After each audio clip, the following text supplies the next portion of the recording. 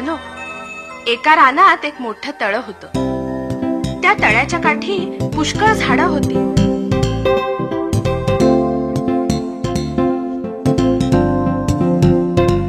त्या झाडांवर काही माकडं राहत होती.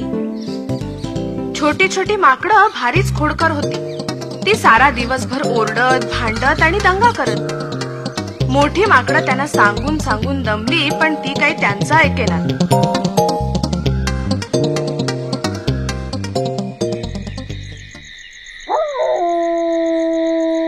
एकदा काय झालं, एका रात्री सगळी माकडं झाडावर निजली होती.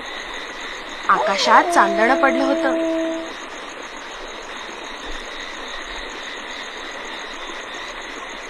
इतक्यात एक छोटं माकड हळूच झोपेतून उठलं आणि तळ्याकडे पाहू लागलं. पाहतो तो काय, त्याला तळ्याच्या पाण्यात चांदोबा दिसला. त्याला वाटलं की आभाळातून पाय घसरून चांदोबा तळ्यात पडला असावा.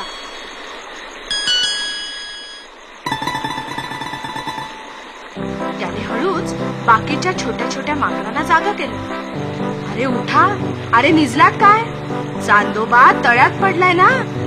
मोठ्या माकडांना कळ्याच्या आतच आपण चांदोबाला बाहेर काढूया आणि आभाळात होता तिथे ठेवून देऊया. चांदोबाला बाहेर काढायचं सगळ्या छोट्या माकडाने ठरवलं खरं, पण त्याला काढायचं कसा, पाण्यापर्यंत हात पोचणार तरी कसे. मग एका छोट्याच्या डोक्यात युक्ती आली बरं का. ते म्हणालं, चला चला आपण आपली साखळी करूया.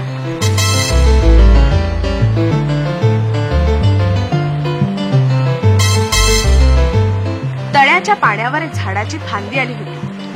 त्या फांदीला ते माकड उरफाट लोंबकळलं. दुसरं माकड त्याच्या अंगावरून खाली लोंबकळलं आणि उरफाट लोंबकळू लागलं. याच रीतीनं दुसऱ्यानं तिसऱ्याची शेपटी पकडली. अशा रीतीनं एकमेकांच्या शेपट्या धरून तळ्याच्या पाण्यापर्यंत सगळ्या छोट्या माकडांनी आपली साखळी तयार केली. मग अगदी शेवटी असलेल्या माकडाने चांदोबाला तळ्यातून काढण्यासाठी आपले दोन्ही हात पाण्यात घातले. तोच काय, कडकडकडकडाड.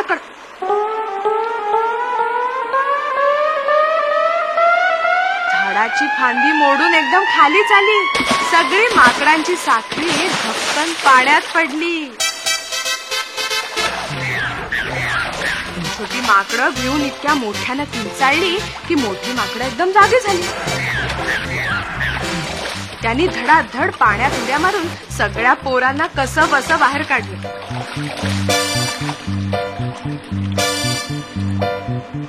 नाकातोंडात पाणी गेल्यामुळं छोटी माकडं घाबरून अगदी थरथर कापत होती.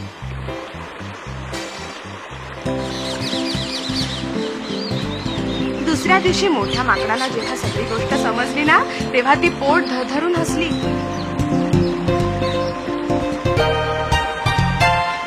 आणि लहान लहान माकडं अशी लाजली की विचारूच नका.